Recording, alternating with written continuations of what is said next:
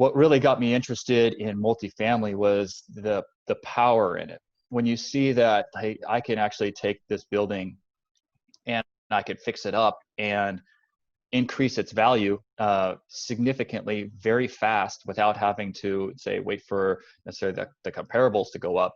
I thought, wow, this is a really powerful vehicle for investing. And I thought I could be successful, kind of understood it. And I thought it really fit me very well. I thought the scale of it, I really liked the scale. Instead of single family, I just didn't feel like it had the scale that I really wanted to. I really wanted to get to. And so those are the attraction points with multifamily. And that's really why I kind of jumped in.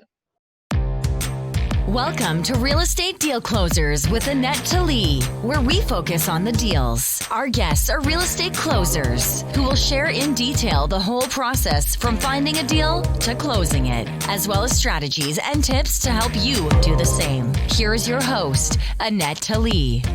Welcome to another episode of Deal Closers. I am your host, Anette Talie, and my guest today is Powell Chee. Welcome, Powell. Hi there. Welcome. I am so excited to have you. We connected a little bit ago after a virtual summit that at the Rockcliffs event, and I am really excited to tell you about him. So let me tell you a little bit about him. From 2015 to 2018, he purchased over 100 units in Indianapolis, Kansas City, and Memphis. In 2019, he formed a company with his business partner, and they worked on their first property together, a 2008 unit multifamily property in Dallas, Texas. The same year, they worked with other syndication groups on a total of 756 units in Jacksonville, Atlanta, Phoenix, and San Antonio. He is a general partner and asset manager in all of these deals. Altogether, in 2019, he partnered on 900 plus units spread out throughout 5 apartment communities. He leads MultiFamilyMasters, which may be the fastest growing multifamily meetup in the world. In just 2 years, they have grown from one single location in Los Angeles to currently almost 60 locations, including Hong Kong and Dhubai. He holds 2 master's degrees, and as an award-winning sales executive, he achieved the top honor of President's Circle Award winner for a Fortune 500 company. Wow, so impressive, Powell. So I appreciate that. Thank you. Tell us, how did you get into real estate? Sure. I can start off by saying that I started in 2015, really getting into real estate when I really started to dive in and wanted to be an owner, right? And really wanted to get involved in real estate. And that was really in the single family realm. But it really kind of, about a year later, so it was the end of 2015, it was the very beginning of 2017 where I bought my first multifamily. So I transitioned from single family very quickly. I only had 1 or 2 units of 1 or 2 properties, and then I went into multifamily 2017 full go. And that's been my focus ever since then. But what sparked your interest in multifamily? Because you were doing really good on your sales executive job. Mm-hmm. So how did you decide to jump into multifamily? Well, I will tell you also, I still do have my day job. So I'm still working as a W-2, and just want to know that people can do it. You don't have to jump in and quit your day job. And actually, I probably suggest that you don't if you have that ability. And so what really got me interested in multifamily was the power in it. When you see that, hey, I can actually take this building and I could fix it up and increase its value significantly very fast without having to wait for necessarily the comparables to go up. I thought, wow, this is a really powerful vehicle for investing. And I thought I could be successful, kind of understood it. And I thought it really fit me very well. I thought the scale of it, I really liked the scale. Instead of single family, I just didn't feel like it had the scale that I really wanted to. I really wanted to get to. And so those are the attraction points with multifamily. And that's really why I kind of jumped in. Awesome. And you are so right. Like, I still have my W2 job as an architect. So if you put the the effort and if you're focused, you can do it. And you don't have to start with multifamily. You can start like you started with single family until you feel comfortable, and then you can go and get bigger stuff. I was lucky that I started with duplexes. So I had that kind of like multifamily idea. So it was kind of like an easy transition to try to get the bigger ones. Yeah, and the most important thing is really to get started, whether you get started in, you know, single family or multifamily or whatever it is, that you just go ahead and get started. And, you know, your path will change a little bit. And, you know, I think we all start somewhere and then our paths change down the line. A year or two into it, you start to veer off to something else. And that's kind of what I did. But really the important step is to really get started. Absolutely. I totally agree. You just need to start, and you don't have to start with the big stuff. You can start with one small step. And when you compound those little steps, then you're going to get somewhere. So don't worry about it and just find one thing that you want to do and then go with it. Absolutely. Absolutely. I totally agree with that. The deal. Yes. So, all right. So what deal are we going to talk about today? Yeah, so I'd like to talk about is my very first multifamily deal. This is a property that I have in Indianapolis. It's a 40-unit building, so 40 units. Building in Indianapolis. What class was this building? I would say the building is probably a C class. The building itself is, probably a C class in probably a C neighborhood. C, maybe even C minus neighborhood. Anywhere from that C to C minus, I would say. That's probably where it is right now. And you did this deal by yourself, right? I did this by myself. Yes. All And right. so I live in Los Angeles, and I still lived in Los Angeles at the time when I bought it. So that was a major hurdle for me to start thinking about buying an apartment building somewhere else far across the United States, right? I mean, this is 2/3 across the United States. So we're talking 2,000 miles away. That was a big hurdle, just in sort of mindset and believing that you can do that and that's possible. And honestly, it was from hearing other people on podcasts that they were doing it. And I thought, wow, if they can do it, I'm just as smart or just as dumb as the next person. So, I mean, I can do it too. And so really the reason I did it by myself is that I thought, I don't want to, I know it is not something proven. So let me do this. And if I lose money on this deal, it's going to be my money. It's going to be my mistake. I'm not going to, ask anybody else to join me in sort of like my mistake early on. So that's why I said, I'll just do it by myself. If it goes well, great. I could look at doing the next one with the people, but let me do this first one by myself because I need to really prove it to myself that I can do it. And then before I prove it to other people that I can do it.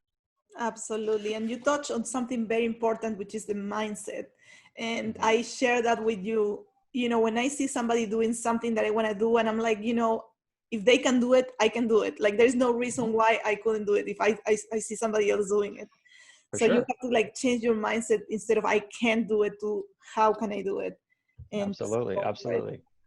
All right. Yeah, I mean, there's plenty of models of people doing things, and you don't have to be the trailblazer. You don't have to be the first one to do it. You can just kind of follow the path. You don't have to reinvent the wheel, right? I'm not reinventing the wheel here. It's plenty of people have done it before me, and plenty of people will do it after me. So, yeah. All right. So, how did you find the deal? So, what I did first was I was calling a lot of brokers, right? Looking on a lot of online listings, right? So I was going through a lot of listings, talking to a lot of brokers, trying to find the deals, right? And analyzing the deals, right? So what's one of the first things you need to do is you need to be educated enough to analyze these deals. And I don't mean just like cursory analysis. You need to actually be able to put these through some very detailed spreadsheets and understand those spreadsheets back and forward. And so I was getting as many deals as I could, analyzing as many as I could, and just trying to go through them and figure out what was a good deal and if it was a good deal or what I could put an offer in at, right? Because they're not always a good deal when you get them from a broker. You have to turn them into a good deal sometimes. So for me, that was Maybe you need to offer it at a different price. Maybe you need to negotiate a little bit and things like that. And so that's what I did. Is really, that's the way I found it, was talking to as many brokers as possible. Eventually I found it on a listing. It was actually listed online, but I think it was like miscategorized because the listing broker was not a multifamily broker, it was actually a residential broker. So we're talking mostly used to listing on maybe Zillow or something, just like single family places. So they weren't used to listing it on a multifamily site. So it was kind of hidden. It was very deep. I actually don't even know the path that I got there. You know, I was clicking through a bunch of things, clicking on people's bio, looking on, you know, what else they had, and then clicking on other links. And I don't even actually remember how I got to that listing, but I got a listing and I looked at it and I said, that is something very, very different than what I've seen before. Now I've already analyzed 50 to 75 deals or so.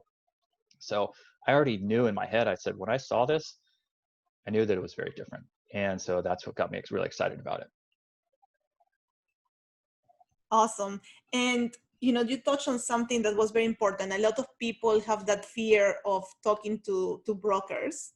Mm-hmm. So how did you get to the point where brokers were sending deals to you?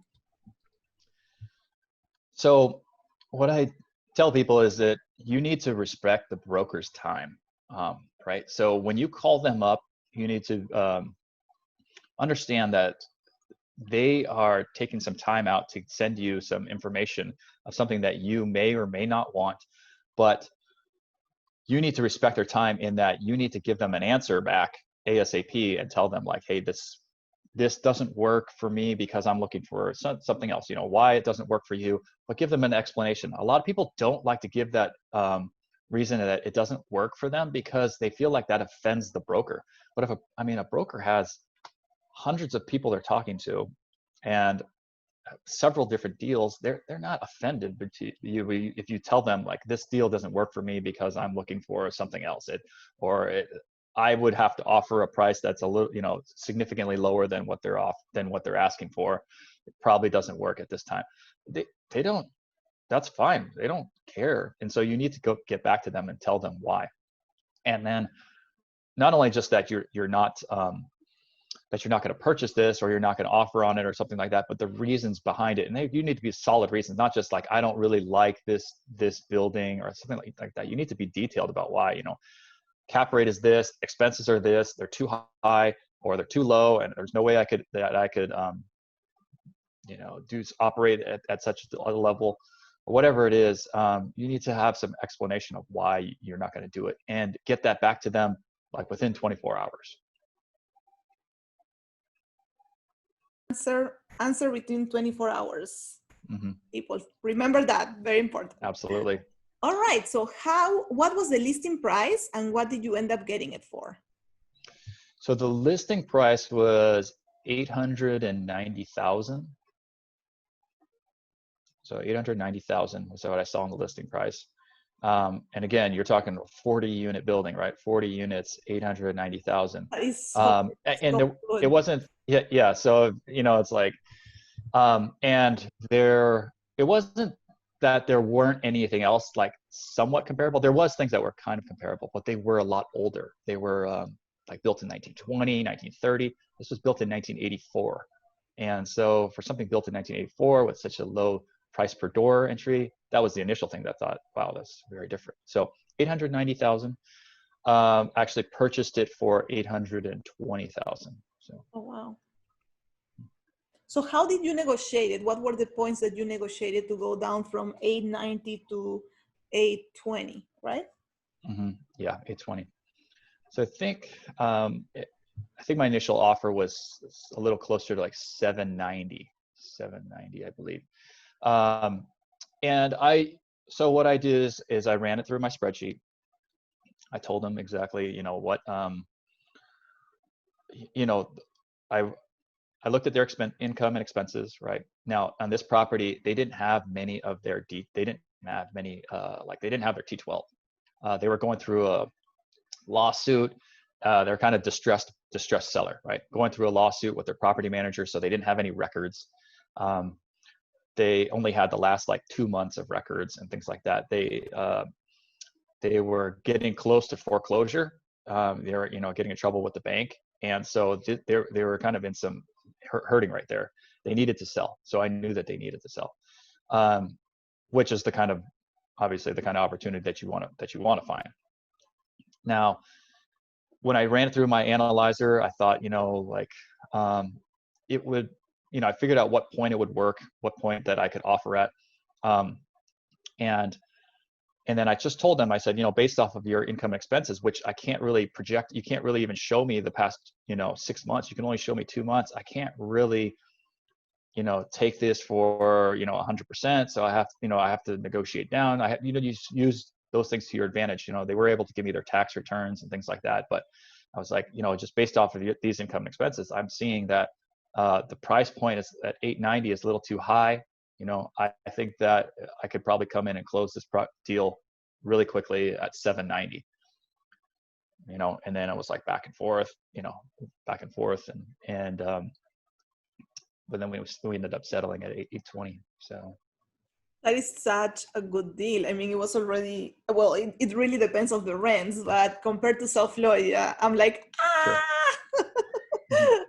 Yeah, I know, exactly. You get a It's like, six unit, you get a you see unit that. with 800,000 in South Florida.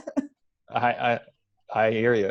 When I live in LA and I see these numbers too, I'm like, what, 890, 40 units? People are like, what are you talking about? That's right. like a but it really depends duplex. on the rents and the income, right? So what were the rents when you bought it? The rents were averaging about $455, I think. I think that's what I averaged when I looked at the average. I believe it was $455. Oh, that's amazing. That's pretty good. Mm-hmm. All right. So how did you fund this deal? You said you wanted to do it alone and you didn't want to risk other people's money. So how did you get the funding for this deal?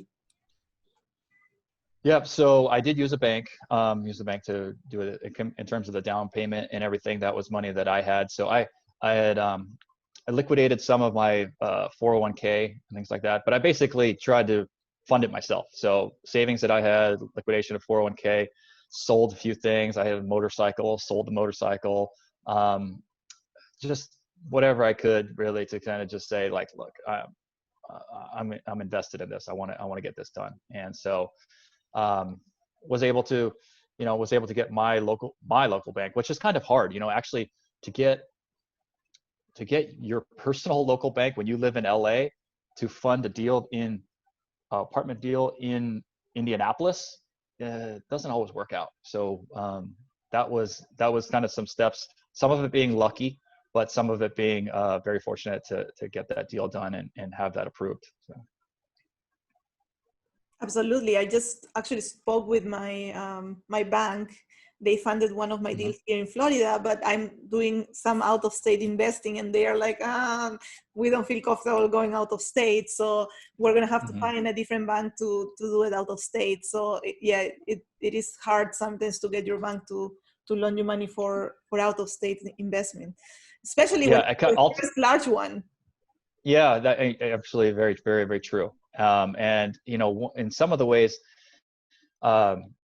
when you're involved in real estate, a lot of times you get lucky, you get this lucky, right? But I always tell people, like, you have to be in that game in order to get that luck, right? So in some ways I was lucky in this deal because what happened is my bank was actually the same bank that had the loan on that deal, right? So they had a branch in Indianapolis and they had the loan on that deal, but they didn't source that loan.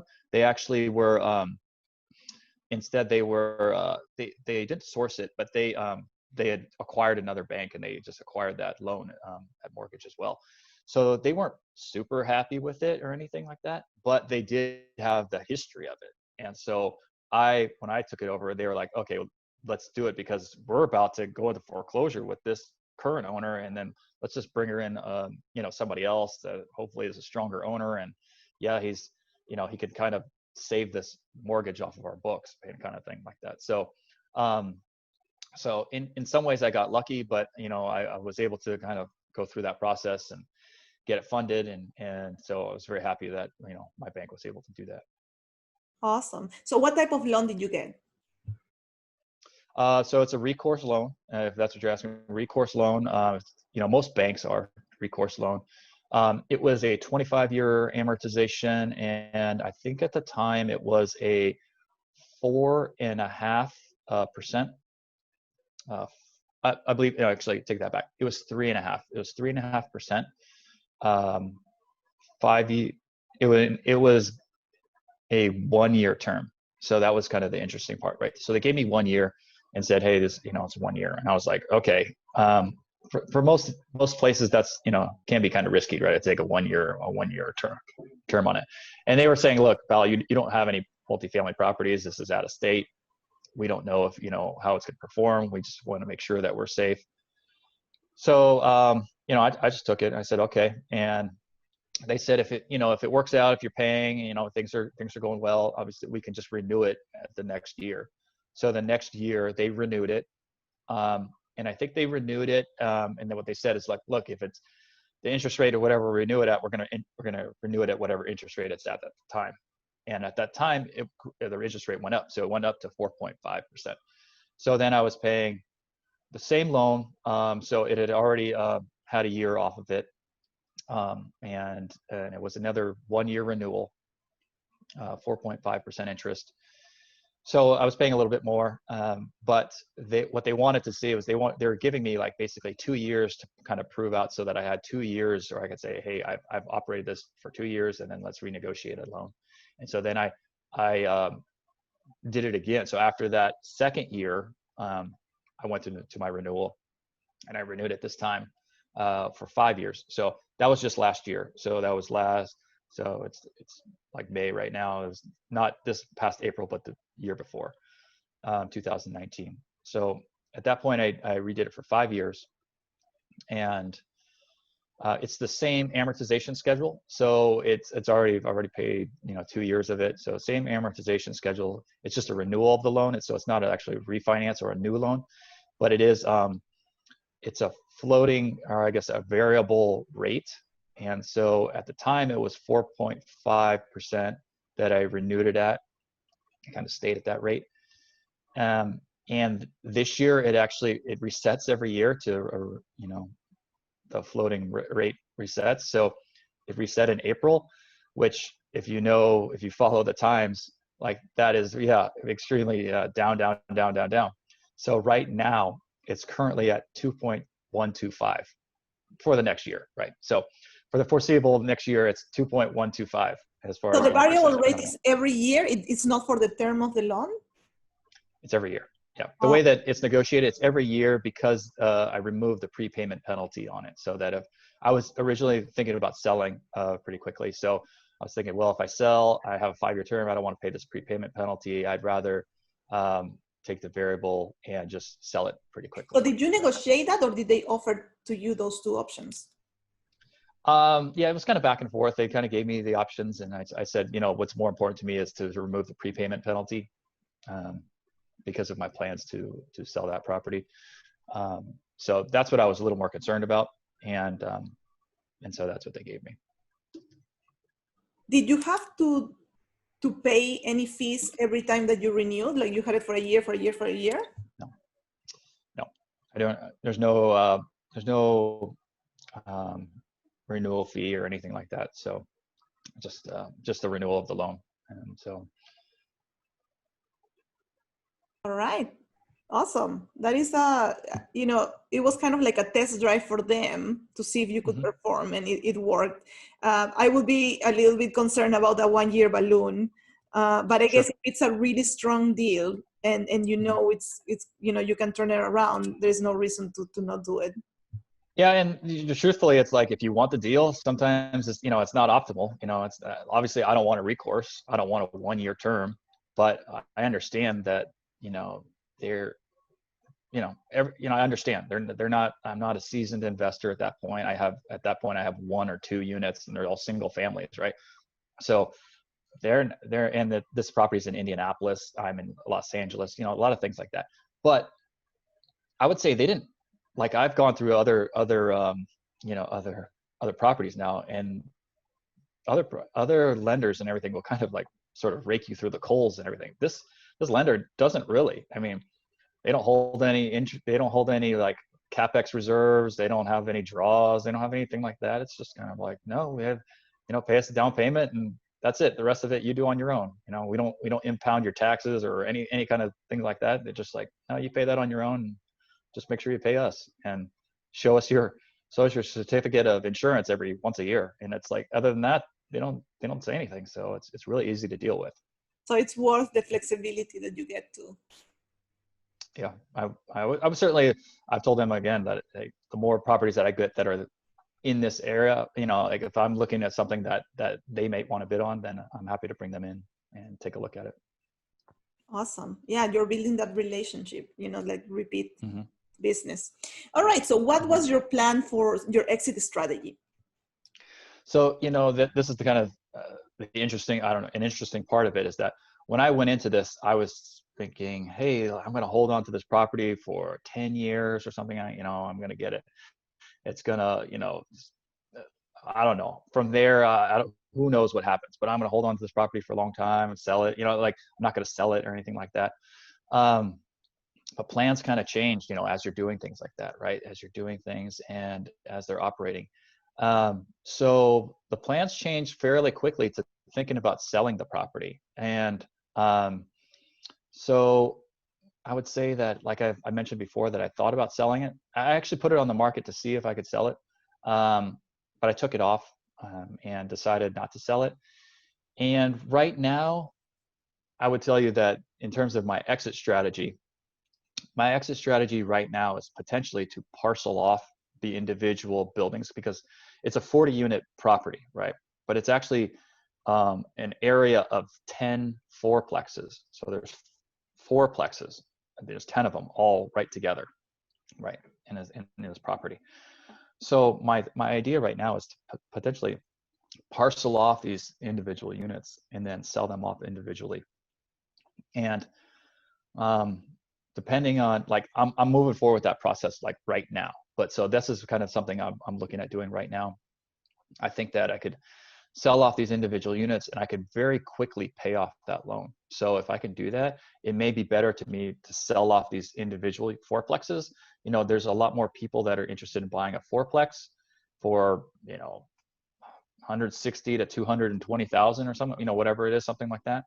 There's a lot more people that are interested in that, capable of buying that, than there are people that are, interested in buying a $1 million or something, property, things like that. So that's kind of where I am right now. Thinking about parceling it off, selling the individual units, individual buildings, and or paying off the loan and then holding them as in free and clear, or maybe just deciding, hey, let's just parcel them all off and just sell them all off individually and go through 10 transactions. So. And the beauty of it is that you are the only one in it, so you can decide what you want to do, and you don't have to consult with other partners. Like sometimes on syndications or partnerships, you have to, decide between the partners. On this one, you have that is a big benefit. Yes, absolutely. And I will tell people, and I've told people this, it's just kind of my thoughts sort of coming through the experience, is that if you're in this realm of you are buying maybe a 10 to a 40 unit or things like that, and you eventually, if your goal is eventually to get into larger properties where you're getting into syndications and 200 unit buildings and 100 unit buildings and things like that, and that's your end goal, then think of this step as a stepping stone. Like, think of this step as in, let me get this 25 unit, run it, have it go well as possible for 3 to 5 years, and then sell this property, move on. Because there is a big difference in the level of professionalism at 25, 40 units than there is at 200 units. And the team aspect really takes over at that level. And the level of professionalism is a lot higher. So you can struggle sometimes at this 25 unit, 10 unit things level. And it is difficult because property management is a little bit difficult to find, because there's a lot of property managers that are good at single units, and there's ones that are really good at 200 units and up or 100 units and up. But this in-between era is not a lot of people concentrate on that, and it's very difficult to find that good property manager. So if you want to do that, which is like what my goal was, then use this as a stepping stone. Go ahead and just run it as well as possible, but get your track record, get your experience, grow your network, grow the people that can see that that will invest with you, and then move on, right? Don't take it as like, I'm going to do this forever, and have this forever. I think that's probably a better way to go. Absolutely. And I think when you start, like, oh, I'm going to buy 100 houses, and then you buy like 3 or 4, and then you realize, this is not that easy because of the locations. I'm like, okay, let me buy a 6 unit instead. Okay, that's what I did, a 6 unit. And then once I bought it, I'm like, I should have gone bigger. Like all this work with the commercial loan and all these steps that I had to do, it would have been exactly the same to get a 10 unit or a 20 unit. So, and that's the path that I'm going, and like you said, it's like a stepping stone. I started with duplexes, and then, I went to the 6-plex, and, I'm going now, we got an LOI for a 24 unit. So, good. Just going, Good. It's a process, and it might change. You might start one way, and then, you are going to grow into something else. Yeah. Yeah, it's great. You're on a great path. If everybody's path is different, right? So some people want to stay in say the 40, 60 unit, want to stay in that size, and that's great. It also depends on where you live and where you're buying as well, right? But if your goal is to eventually to go on, I would suggest just not think of them as like, I'm going to keep this forever, but kind of like, I'm going to get them running as well as possible, grow my track record, then sell it, use that money to go buy some bigger properties. And now I have the capability of buying bigger properties with another team. And so that's absolutely. And that's exactly what I did. Like I had one duplex, and I refinanced that one, and all the money went to buy the 6-plex. So now, it's been like a year with the 6-plex. So I'm planning, when I started, I was like buy and hold and never selling. But now I'm thinking, if I get at this big building, I will be willing to sell the smaller ones, because why, why not? If you can absolutely convert it into something bigger, and that's your goal. Productivity hack. All right. So I would love for you to share with me, and this is something new that I'm doing, one tip for productivity, because you still have a W-2 job, and you are doing all these amazing things. You are buying buildings, have a meetup, you have a Facebook group. So how, tell me a tip that you want to share with everybody about productivity. How do you get all this stuff done? Sure. Well, the one tip really is wake up early. I mean, like that's an easy tip, but I'm not a morning person. I never was a morning person. I was much more of a night owl type of person. But nowadays, that's flipped. That's totally flipped. I'm much more of a morning person. But not only just do you wake up early, because I used to wake up early, and when I was first trying to be productive, and I was waking up early, and then what I was doing was getting on my phone and then checking my email, and then looking on Facebook, and then looking at news. That doesn't do anything. I was like in the bed for like 45 minutes just looking at stuff on my phone, and that is not productive. So there's no reason to get up early if you're going to do that. I read the book called The Miracle Morning. It's by Hal Elrod, and it talks about like having a productive morning. So things to do in the morning, and it's kind of a study of like what all these successful people did and what they do as far as their morning ritual, and then just having a combination of all of them. And so I started doing that, I think it was 4 years ago. Yeah, 4 years ago. And that kind of changed my life, and that never stopped that. And so I've made sure that I hit every single day. I wake up and do my morning ritual and get that done before I'm doing anything else. And if there's days where you fly out really early and you can't get up early, or I don't want to get up too early to do it, then I'll just do it some other time of the day. But I've never missed a day. And it's been over 4 years. Oh, that's amazing. That's one of my struggles, because I read the book and it's amazing. And I have always been a night owl. I went to architecture school, we do the all-nighters, and, we always work at night. So it's been a real struggle to try to do it, because I tend to, and also I have small kids still. So once they go to bed, I finally have quiet where I can like concentrate and work. And so I've tried to switch to the mornings, and it, like you said, like you get distracted with the phone, and that's not productive. Or what happens to me more often is like I get into something and I'm really productive, and I just keep going, and then I end up staying too late where the next day I can't wake up early because I'm exhausted. So it's a working process, but I am working on it, because I do feel that when I wake up early, I am a lot more, my energy is up during the day, and I am, much better than if I stay late and then I'm tired in the morning because I didn't sleep enough. Yeah, absolutely. I mean, and once you start doing it and you get into that routine, and it's just that you continue to not, just that's who you are now, it just snowballs on each other, and you just, there's many things that you'll be able to do if you just like start early in the morning. Absolutely. Expert tips. All right, so now we are the part of the show where you're gonna give me 3 expert tips. Sure. So Powell is gonna share 3 expert tips on raising capital. So raising capital is obviously one of the most important things when you're starting to look at buying properties. Eventually, you're going to run out of money yourself. So my first tip on raising money is to take it slow.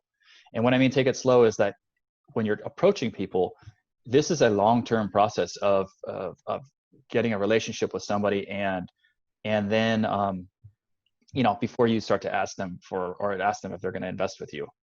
Things like that. So, it's not something that happens very quickly. It's not something you show somebody one of your, deal summaries and say, hey, are you going to invest? And, do you have some money to invest? This is a slow process. So you have to, there's multiple touch points that you want to go through, but you want to take this very patiently, right? So that's my first tip.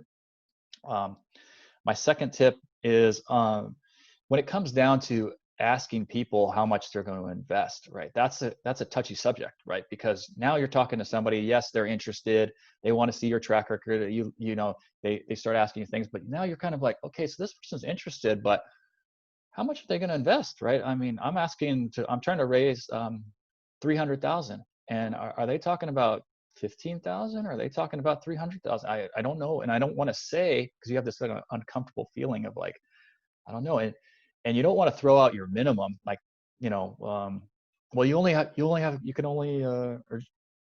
if you just invest 20,000, that's fine. You don't want to throw out something like that, because some people, first of all, you might be shooting yourself short, and then second of all, it could kind of sort of turn people off a little bit. The question I always ask is, how much are you comfortable investing? Right? That sets a little tone of like, hey, look, I'm not asking you to invest. You don't have to invest with me. You don't have to. I just want to know how much you're comfortable investing. And I've never had any pushback with that. It's always been a great question to ask. And then people will just say, I'm comfortable, I don't know, 50, 100,000. But if you get an answer like, oh, I'm comfortable with like 5,000, well, that might not be enough to help you really invest in a multifamily property. That is a great, like, it's not super straight, but it's like, how much do you feel comfortable investing? So how do you react when you get somebody that says, I feel comfortable with 10,000? Yeah, I mean, I would, if it was me, I would tell them like, look, at this point, the minimums that we're bringing in is closer to 50,000.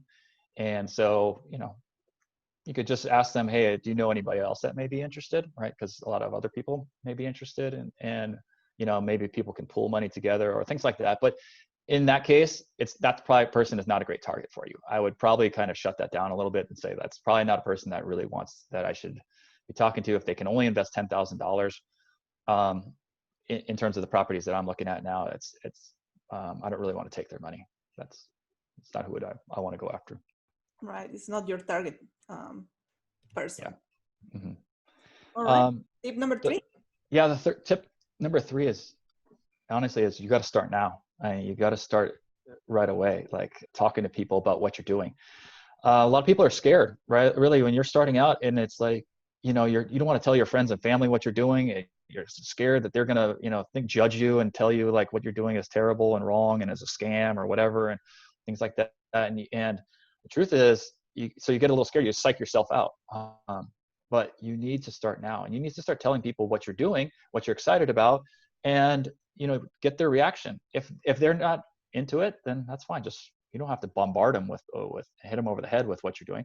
You just need to mention it all the time. So when people say, hey, I haven't seen you in a long time. What you been up to? You know, you don't want to just say, oh, well, yeah, I'm watching Netflix and doing things and stuff like that. It's like, okay, that doesn't really help you. You want to talk to them about real estate. Oh, well, I'm involved in real estate, and recently I've evaluated a couple deals, and I'm looking to purchase my first 8-unit complex over in Tallahassee, Florida, and I'm just really excited about it.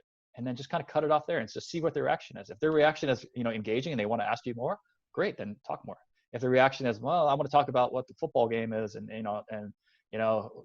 when we what the baseball score is, then they're probably not that interested. You don't really need to bombard them. And so that would be my third tip: is you got to start now. You got to start talking to people. You got to let people know what you do, and continue the conversations all the time. So if you're in this game and you're raising capital, you're always raising capital. Absolutely. This has been amazing, Powell. Thank you so much for giving us the time and to give my audience amazing tips. How can they find you if they want to get in touch with you? Sure. The best way, so I run my company is called MultiFamilyMasters. So if you go to MultiFamilyMasters.com, that's our website. My email is powell@MultiFamilyMasters.com. So it's just my first name. And probably honestly, the quicker way is if you go on Facebook and just friend me, and then just send me a message there. I'm a little faster at responding on Facebook and chat messages than I am with emails, just because I get bombarded with emails. But happy to do it either way. Happy to connect with your audience and discuss anything and help them out as much as I can. Awesome. And if you are listening to this podcast and you are getting value from it and you're learning something new, please subscribe to the channel. You can subscribe on YouTube or you can do it on iTunes or Apple Podcasts, Spotify, and Stitcher. And give us a review if you are enjoying this show. Thank you so much for being here, and bye, everybody. This was Real Estate Deal Closers with Anette Talie, brought to you by Talie Investments. We hope that you enjoyed this episode. Our goal is to provide amazing value on your real estate journey. Connect online at www.talieinvestments.com, where you can find this episode and more. Did you like this episode? Subscribe, like, and share.